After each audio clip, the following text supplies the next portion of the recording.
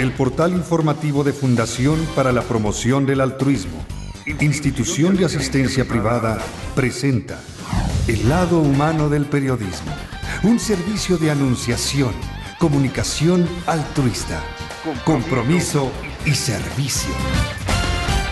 Hola, ¿qué tal? Muy buen día, les saluda su amigo Jesús Arismendi Valdés, aquí en Anunciación TV, en ausencia de Tere García, titular de este espacio televisivo, a través de www.anunciacion.com.mx, y como cada miércoles, llevando a ustedes temas y líderes sociales. Y hoy tengo el gusto nuevamente de presentar a nuestro amigo José Antonio Oñate. Él es director general de Fundación Hepatos Ayón, Asociación Civil. ¿Cómo estás, Toño? Bienvenido. Muy bien, gracias, Jesús, buenos días. Pues qué gusto tenerte por aquí nuevamente, y bueno, hoy un tema importante, bueno, y que siempre está vigente, y bueno, hablar de la hepatitis C, y propiamente que hace 25 años fue que se descubrió esta enfermedad, este virus. ¿Cómo podemos llamarlo? Es un virus que provoca una enfermedad llamada hepatitis C. Y bueno, pues para quien no conoce lo que es la hepatitis, vamos a definir un poco cómo surge, cómo nace y bueno, cuáles son algunos síntomas. Y digo que hay diferentes tipos de hepatitis, ¿no? La A, la B, la C, y bueno, ¿cuál de estas es como que la más dañina? De acuerdo, sí. Por favor, Toño. Hepatitis es simplemente inflamación del hígado. El hígado se puede inflamar por muchas causas, entre ellas enfermedades provocadas por bacterias, por parásitos, por virus, por enfermedades genéticas, metabólicas. Es muy importante que la gente aprenda a diferenciar lo que es el concepto de hepatitis, es decir, inflamación del hígado, y que enferma al hígado provocando una hepatitis. Entre las enfermedades virales, específicamente, bueno, pues hay muchos tipos de virus que pueden dañar el hígado. Los más conocidos son la hepatitis A, la hepatitis B y la hepatitis C. Pero hay otros virus como la hepatitis D, la hepatitis C, el citomegalovirus, el virus Epstein-Barr. Hay muchos virus que te pueden provocar una inflamación del hígado. Hablando específicamente de la hepatitis C, todos estos virus son distintos. Se comportan de forma distinta, pero el virus que ha provocado un serio problema de salud pública a nivel mundial es la hepatitis C. El virus de la hepatitis C se transmite únicamente a través de contacto directo de sangre infectada con sangre limpia, y por lo general se ha dado a través de transfusiones de sangre o por compartir drogas de vía intravenosa. Pero también se ha visto que hay porcentaje importante de personas que, por ejemplo, la mamá está infectada con el virus de la hepatitis C y no lo sabe, y durante el parto hay complicaciones, y entonces la sangre de la madre se puede mezclar con alguna rasgadura, cortadura del bebé. Se mezclan sus sangres y el bebé queda infectado. Esas son, digamos que, de las principales formas de transmisión del virus de la hepatitis C. Sí, sobre todo las funciones que tiene el hígado, ¿no? Que es uno de los órganos, bueno, importantes dentro del cuerpo humano. Todo órgano es importante, pero después del cerebro yo me atrevo a decir que el más importante es el hígado, por todas las funciones que realiza. Te realiza más de 500 funciones, entre ellas funciones metabólicas, funciones de autoinmune, te produce muchas enzimas, hormonas, factores de coagulación. La variedad es tan grande de sus funciones que es por eso que se le considera el laboratorio bioquímico del cuerpo, y cuando el hígado está dañado, entonces el cuerpo ya no empieza a trabajar de la forma adecuada. Claro, y bueno, ¿y qué tan cierto es eso de que cuando haces coraje se inflama el hígado? Digo, ¿es un mito o es una...? Hay muchos mitos, y uno de esos mitos es de que tú haces un coraje y ya se te inflamó el hígado, ¿no? Sí hay una relación en que tú haces coraje y, por ejemplo, hay una mayor producción de bilis, y entonces esa bilis se mezcla ahí con tus jugos gástricos, pero en el intestino, y entonces te puede provocar alguna colitis, ¿no? Pero es un mito, ¿no? Entre otros muchos. Sí, así que ya lo saben, amigos, de esto es un mito, y bueno, que sí conocemos muchas personas enojonas, pero bueno, ya esos otros factores. Y bueno, también otra de las enfermedades que provoca esto, pues es la diabetes, ¿no? Que afecta al hígado también. Indirectamente sí, es una enfermedad metabólica provocada por una insuficiencia en la producción de insulina o en su excreción en mayor medida. Pero sí puede provocar una diabetes mal controlada, puede estar siendo un cofactor para que el hígado se inflame más. Y si tú le sumas una infección como la hepatitis C, entonces el daño al hígado va a ser más rápido todavía. Entonces es muy importante que aquellas personas que tienen diabetes y que se den cuenta en sus estudios de sangre que de forma constante sus marcadores séricos del hígado, sus pruebas de función hepática del hígado están o levemente o gran aumentadas, tienen que hacerse estudios específicos para la hepatitis C. Claro. Y bueno, en esto, bueno, que hablas que a través de la transfusión de sangre, bueno, muchas personas, en el caso, bueno, me toca ser donador constantemente. Ajá. Y bueno, sí veo que llevan como que ciertas medidas, que no oyes tatuajes, que si tuviste muchas parejas sexuales, etcétera, etcétera, etcétera, ¿no? Eso es correcto. Eso es correcto, digo, para precisamente evitar todos estos riesgos, sí, ¿no? Se les conoce como factores de riesgo, ¿no? Y hablando específicamente de la hepatitis C, alrededor del 1.5% de la población en México tiene hepatitis C y hasta un 85% lo desconoce. A nivel mundial se puede subir ese valor hasta el 3%. Y hay países como Egipto que se estima que aproximadamente el 20% de su población tiene hepatitis C. 1 de cada 5 egipcios tiene hepatitis C. Aquí en México es 1.5 o 1.7, ¿no? Entonces sí es un serio problema de salud pública porque la hepatitis C en el 80% de los casos forma cronicidad. Es decir, el sistema inmune no logra por sí mismo eliminar el virus, pero se queda ahí y en un 70% de los casos daña el hígado de forma variable, pero hasta un 20-25% de los casos puede desarrollar cirrosis. Entonces de ahí el problema tan grande que es la hepatitis C, porque cada vez más personas se están detectando a nivel mundial que desarrollan cirrosis con sus complicaciones. E incluso alrededor del 5% de los pacientes con cirrosis por hepatitis C pueden desarrollar cáncer de hígado primario o hepatocarcinoma. Entonces, por ambos lados, ¿no? Las complicaciones de la cirrosis propia avanzada y el hepatocarcinoma hacen que la hepatitis C sea un serio problema de salud pública ya en México. Y en México no se ha dado la suficiente difusión, no hay, bueno, obviamente no hay una cultura de la prevención, de ir al médico, ya vamos hasta que estamos en las últimas consecuencias, ya cuando no hay nada casi que hacer, ¿no? Que bueno, no es en todos los casos, pero sí son mínimas las personas que tienen esa precaución de ir al médico, hacerse un check-in y demás, ¿no? Eso es muy cierto, Jesús, porque, bueno, para empezar es cultural. La situación económica no ayuda, pero culturalmente no estamos acostumbrados los mexicanos a ser responsables con nuestra salud. Como tú bien dices, un check-in, como nosotros decimos a la Fundación, un check-up hepático te podría ayudar para detectar no solamente algún daño en el hígado, sino en otras partes del cuerpo. La prevención es básico. Desafortunadamente, el Estado mexicano no tiene un plan, una estrategia a mediano y largo plazo para atender el problema de la hepatitis C. Es cierto de que la Seguridad Social, llámalo IMSS, ISSSTE, Pemex, Sedena, y ahora ya recientemente el Seguro Popular ya te cubren el tratamiento para la hepatitis C, pero el tratamiento estándar. El tratamiento estándar consiste en una inyección de interferón pegilado a la semana, más cápsulas de ribavirina, que varían la dosis desde 4 a 6 cápsulas por día.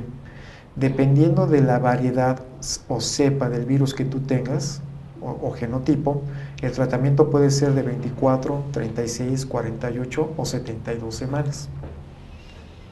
Pero en el caso del genotipo 1, que es el más común a nivel mundial y en México es el 70%, tiene una efectividad de este tratamiento del 50%. Para los otros genotipos 2, 3, 5, 6, la efectividad sube al 70%. Y ya hay nuevos medicamentos, Jesús, sí, que ya te curan la hepatitis C entre un 90 y 95%, con menos efectos secundarios, ya sin el uso del interferón, incluso la inyección, pero son muy costosos. Entonces, por ejemplo, el tratamiento dual que te menciono tiene un costo mensual de alrededor de cerca de 15,000 pesos, solo el medicamento. ¿Mensuales o semanales? Mensuales. Mensuales.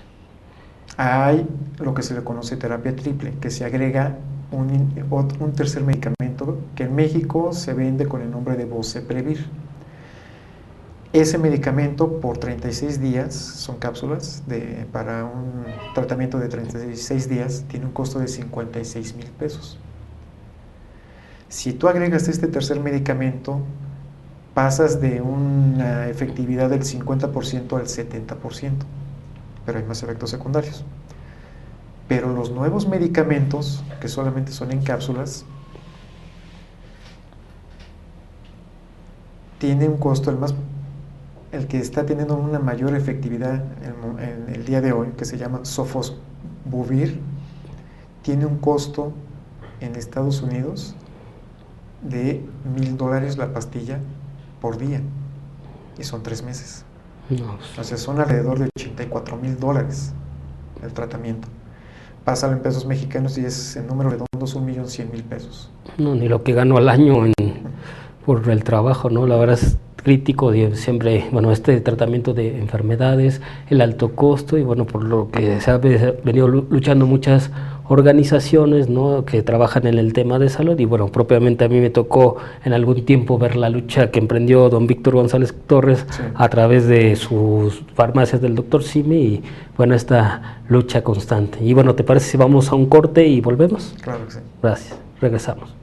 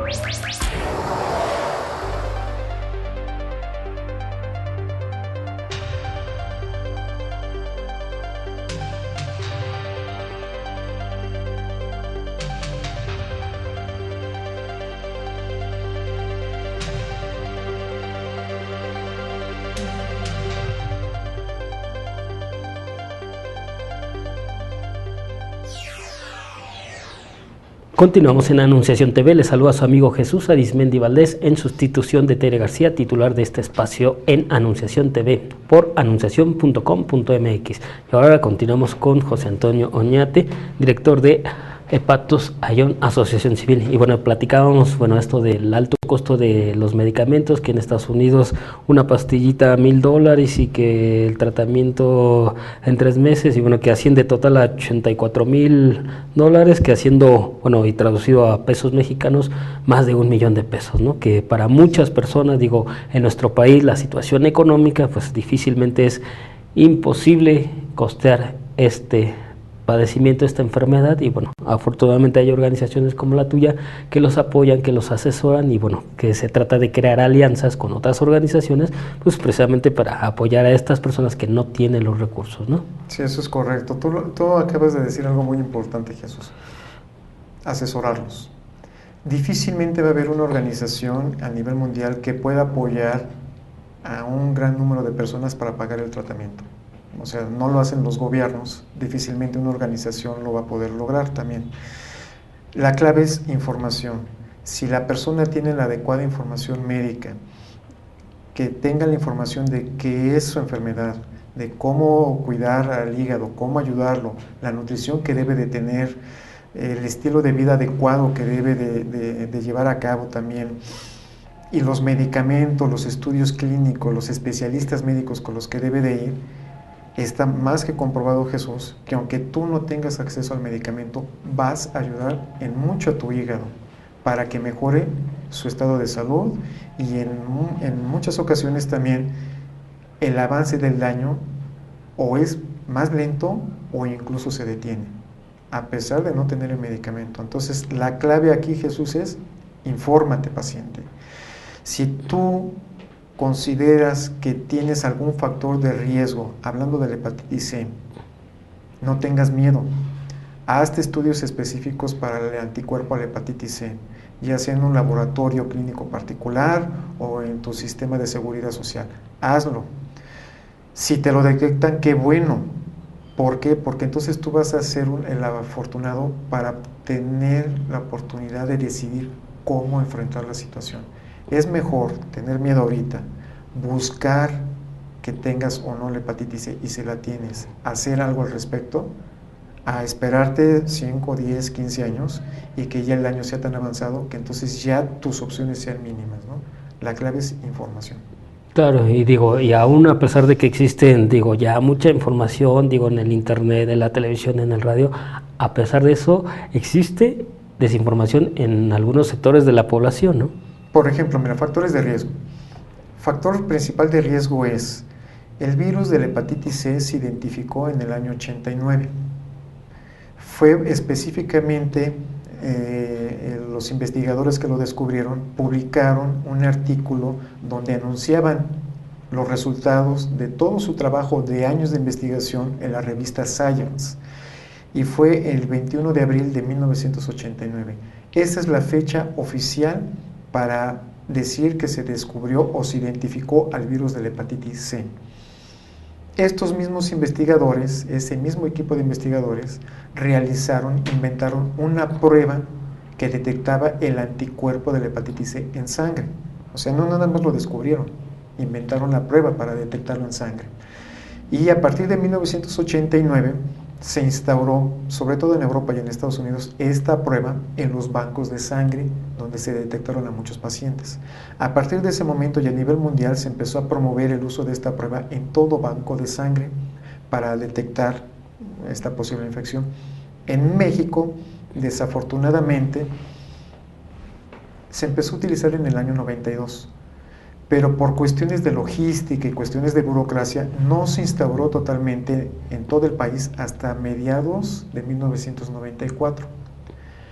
Tú podrás encontrar en la literatura y en el internet que se les recomienda a toda persona que antes de 1992 tuvo una cirugía mayor, transfusión sanguínea o algún factor de riesgo, por ejemplo, tatuajes, piercings, o que haya estado en situación de cárcel, acupuntura, lo que viene siendo tatuajes, ¿no? Ya lo mencioné, lo que viene siendo procedimientos odontológicos donde hubo producción de sangre, incluso toda aquella situación con intercambio de sangre, por ejemplo manicure, pedicure, se recomienda que se hagan una prueba para el anticuerpo a la hepatitis C.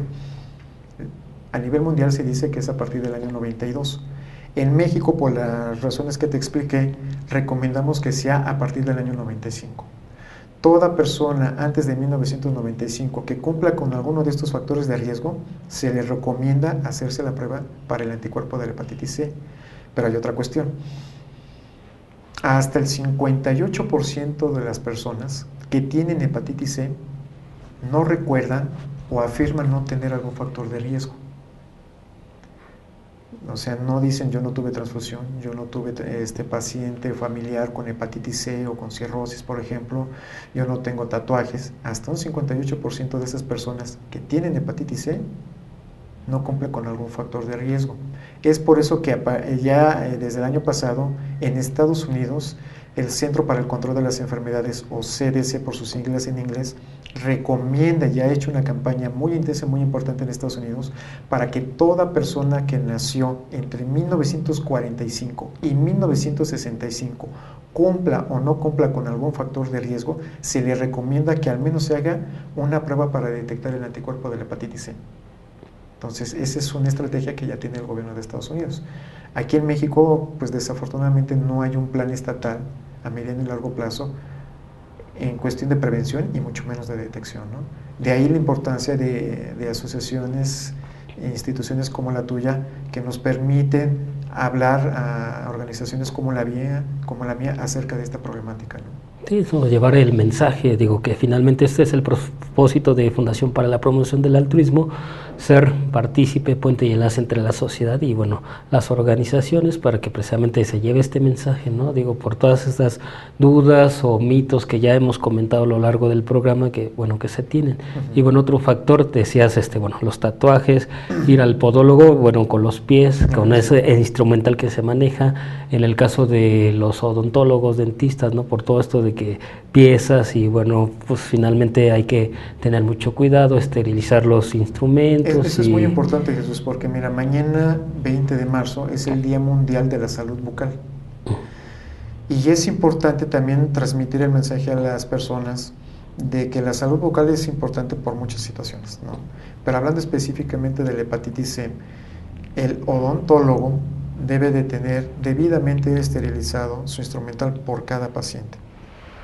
Tienen los protocolos, las guías de práctica clínica, las NOM, para seguir paso a paso la esterilización del instrumental para usarlo en una persona que vaya a verlos. Pero también el ciudadano común tiene responsabilidad de verificar que su odontólogo tenga esterilizado el instrumental y que use un instrumental distinto y esterilizado por cada paciente. Como te digo, mira, en México no hay estadísticas que indiquen cuántas personas se han contagiado a través de procedimientos odontológicos, pero sí se sabe que es un factor de riesgo. Es por eso de que aprovechamos este día también para decirle a las personas, verifiquen que su odontólogo de preferencia tenga autoclave, que esté para esterilizar su instrumental. Si la persona ya sabe que tiene hepatitis C o alguna otra enfermedad de transmisión por sangre, por ejemplo, VIH o hepatitis B, le tiene que indicar eso a su odontólogo para que entonces tome las precauciones debidas el especialista y lo atienda todavía con un poquito más de detenimiento, ¿no?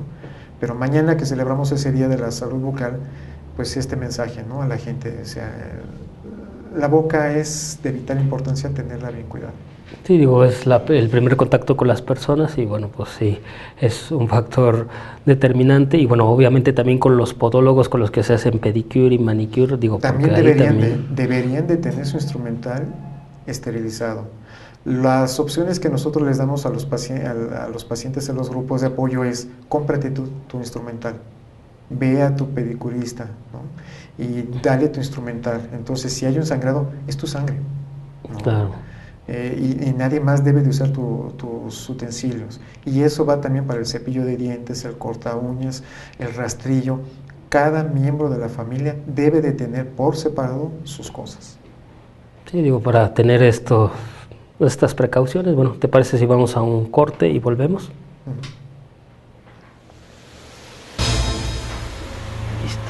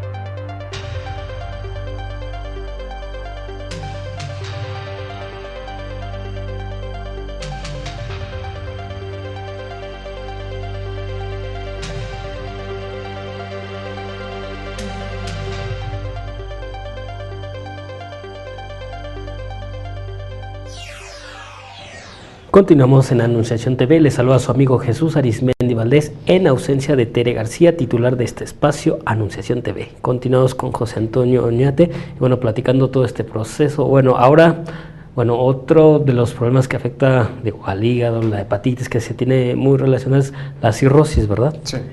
Y bueno, esta puede ser por distintas causas, no solo por el consumo de alcohol. La cirrosis, cirrosis del hígado no necesariamente es por alcohol. Como mencionaba al principio de la plática, hay muchas enfermedades que pueden dañar el hígado y si este daño es de forma crónica, puede terminar en una cirrosis. En México, el 39% de la cirrosis de hígado es causada por alcohol, pero el 36% de esa cirrosis es causada por hepatitis C y otro casi 6% es causada por hepatitis B. Estas dos hepatitis virales producen más casos de cirrosis hepática que el alcohol y la diferencia se está incrementando año con año. Sí, para aclarar dudas, ¿no? Se hace, esa diferencia. No, sí es importante, porque muchos médicos cuando reciben a personas con cirrosis descompensada por hepatitis C y que todavía no saben obviamente los médicos que es por hepatitis C, lo primero que piensan es por alcohol. Claro. Y señalan a las personas, ¿no? Usted, señora, pues es alcohólica, ¿no? Pues en mi vida he tomado alcohol. Usted es alcohólica porque tiene cirrosis. Los mismos médicos, hoy en día, muchos creen eso, ¿no? Y como te digo, pues no, hay muchas causas. Sí, no, y digo que se tiene falsamente, esos mitos y que como dices, pues los médicos deben estar certificados, no juzgar a la persona, ¿no? Por ese problema, ¿no? Pero finalmente aquí ya lo definimos, ya nos dimos cuenta. Y se entiende en parte porque, mira, 25 años que tiene que se descubrió la hepatitis C, es mucho tiempo y poco, dependiendo cómo lo quieras ver. A mediados de los 60 se descubrió, los médicos se daban cuenta que cada vez tenía, a nivel mundial, que cada vez tenían más y más pacientes con cirrosis de hígado, pero no sabían la causa. Sabían que no era por alcohol, sabían que no era por ciertas enfermedades, pero estaban desconcertados. En los 60 se descubrió el virus de la hepatitis A, pero se dieron cuenta que este no era el causante de una gran cantidad de enfermos del hígado que tenían daño crónico. En los 70 se descubre la hepatitis B, y aunque este virus sí tiene la capacidad de dañar el hígado y llevarlo incluso a cirrosis y cáncer primario de hígado, no era el responsable de la mayoría de los casos que veían. Los médicos desconcertados y los científicos desconcertados en estas 2 décadas nombraron a este agente que no conocían como hepatitis no A, no B. Cuando una persona llegaba con daño específico por esta causa, le llamaban así: tú tienes hepatitis no A, no B. ¿Qué es? No lo sabemos. Muchos científicos a nivel mundial y médicos se dedicaron a buscar el agente que provocaba la hepatitis no A, no B. Y no fue hasta que el equipo del doctor Michael Hutton, junto con el doctor Quilin Cho y George Kuo, junto con el doctor David Bradley, que entre otros colaboradores dedicaron muchos años de su vida y lograron primero identificar al virus y al mismo tiempo desarrollar una prueba para detectar el anticuerpo que podía detectar el anticuerpo del virus en la sangre de los pacientes. Fue un trabajo arduo de muchos años de su vida, colaboración con muchos científicos a nivel mundial, y en 1988 ya tenían, digamos que la confirmación de todas sus investigaciones. Y le pusieron un nombre, porque ya sabían cuál era el agente de la hepatitis no A, no B, que era otro virus, diferente a la hepatitis B, diferente a la hepatitis A, y decidieron llamarlo hepatitis C.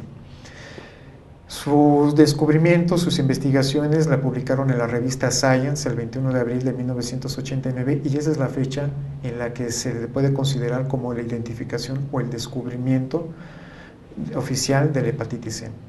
Ya son 25 años, ¿no? Y yo creo que estos investigadores, junto con todos los científicos que trabajaron por muchos años y por décadas buscando a este agente infeccioso, pues merecen reconocimiento, ¿no? Gracias a su trabajo incansable, pues tenemos una prueba que lo detecta en sangre y gracias a ellos sentaron las bases para el desarrollo de medicamentos con los cuales tenemos hoy en día la cura. Y bueno, y ahora háblanos un poco de tu organización. ¿Estás para asesorarlos, las pláticas, capacitaciones o en qué consiste el trabajo de fundación? Sí, mira, somos un equipo de personas comprometidas con la salud de la población. Tenemos trabajando en lo que es este asunto más de 10 años y la Fundación Hepatos Aion nació con la idea de proveer de información específica, puntual, que necesitan saber los pacientes, que necesita saber la población. ¿Por qué? Porque nos dimos cuenta que aunque hay el tratamiento disponible en México, ¿no? Hay mucha desinformación por parte del público, mucha desinformación por los médicos también, y la clave es, si tú tienes a un paciente bien informado acerca de lo que es su hígado, cómo funciona, de qué es la enfermedad, cuáles son los tratamientos a seguir, los cuidados que debes de tener, teniendo esa información básica, el paciente incrementa sus posibilidades, ya sea de curarse o de controlar la enfermedad o tener una mejor calidad de vida. Entonces, mi fundación está creada con la idea de proveer una información como si fuera el ABC de estos padecimientos, ¿no? Apoyándonos en los grupos de pacientes que existen en la República Mexicana y trabajando con otras ONG, los laboratorios farmacéuticos y muchos médicos especialistas involucrados en este tipo de padecimientos. Bueno, y por lo que vienes al interior de la República, llevando este mensaje, ¿verdad? Exactamente, sí, lo que estamos haciendo es, como en México hay pocos grupos de pacientes, y la clave es, para nosotros la clave, además de la información que debe de tener el paciente, es que existan más grupos de pacientes. Lo que hacemos es trabajar con los grupos existentes que tienen mucha experiencia en un plan de colaboración y también con la idea de crear más grupos de pacientes a nivel nacional. Esa es otra de nuestras áreas que tenemos en la Fundación. Y bueno, la hepatitis es, como que tiene mayor incidencia en otros estados de la República, ¿o es varía? En general? Sí, mira, en promedio se considera que la prevalencia de hepatitis es 1.5% de la población total, entre 1.5 y entre 1.7 millones y 2 millones de personas. Pero hay estados como Baja California Norte, que tienen una prevalencia del 3.25%, o sea, más del doble.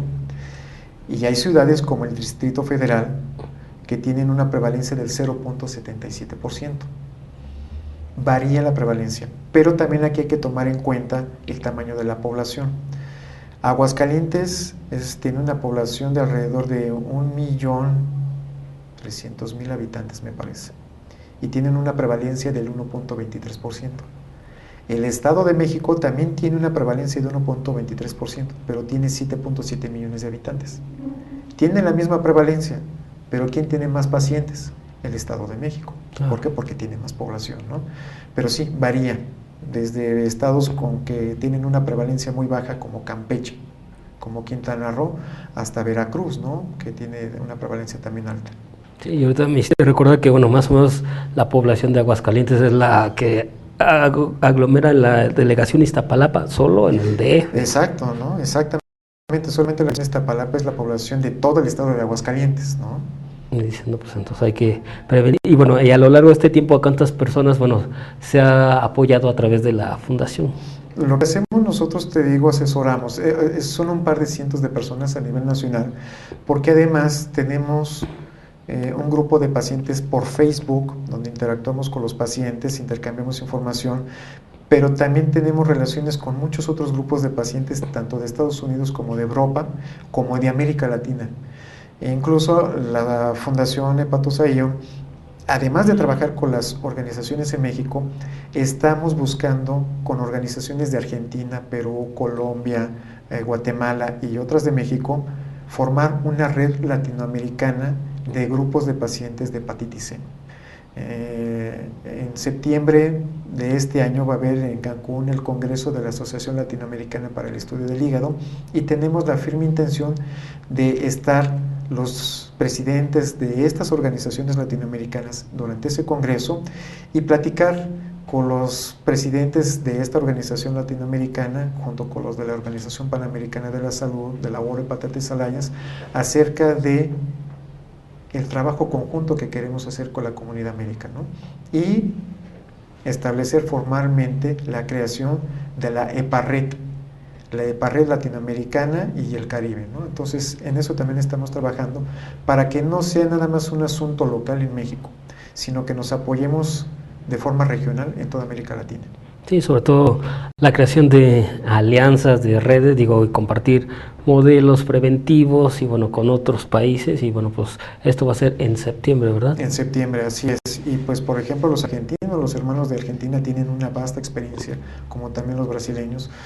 Todos, cada país tiene circunstancias muy específicas y todos tenemos muchos años trabajando en este asunto, Jesús. Entonces, el compartir esas experiencias, transmitirlas, hacer planes estratégicos por país y por región es básico para nosotros. Y ya para cerrar, Toño, ¿algún mensaje a nuestros amigos cómo cuidar nuestro hígado? Mira, el hígado es tu mejor amigo, porque aunque tengas cirrosis y estés severamente dañado, va a pelear por ti y contigo hasta el último segundo que tenga. Y la mejor forma que podemos ayudar a nuestro hígado y a nuestro cuerpo en general es cuidándolo. ¿Cómo? Siendo responsables con nuestra salud, ¿no? Comer de forma adecuada, tener un estilo de vida adecuado. Si ya tienes una enfermedad hepática, muchas veces no hay el tratamiento, no hay el medicamento, pero tienes la nutrición clínica, tienes la alimentación, tienes un adecuado estilo de vida. Hay opciones, entonces no todo está perdido. Eso es lo que hemos aprendido a lo largo de 15 años en los grupos de pacientes. Muchas gracias, Toño, por esta entrevista y mantenemos la comunicación y muchas gracias por tu presencia. Gracias a ustedes, Anunciación, por su apoyo. Hasta la próxima. Se despide su amigo Jesús Arizmendi. Agradecemos a nuestros compañeros y amigos aquí en Anunciación TV que hacen posible este programa: Bernardino Cervantes, Hilario Ramírez, Adolfo González, Rafa Melgar, Alejandro Sánchez, Marcos Velázquez y su servidor Jesús Arizmendi, en nombre de Tere García. Hasta la próxima. Sí hay soluciones. Aquí, en el portal informativo de Fundación para la Promoción del Altruismo, Institución de Asistencia Privada. El lado humano del periodismo. Un servicio de anunciación, comunicación altruista.